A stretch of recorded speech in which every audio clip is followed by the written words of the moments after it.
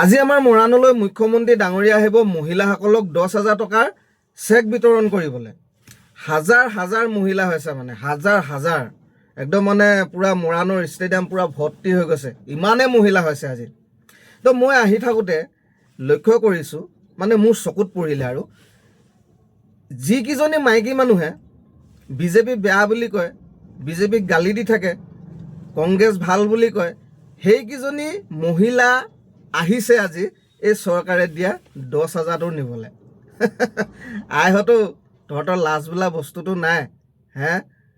মই কিবা এটা ক'ম বুলি ভাবিছিলোঁ তেখেতলোকক ৰখি কেনে, কিন্তু নক'লোঁ আৰু ভাবিলোঁ চৰকাৰে দিয়া টকা খাওক, কিন্তু মোৰ বাপেৰ ঘৰৰ সম্পত্তি গৈছে, হয় নাই, একো নাই।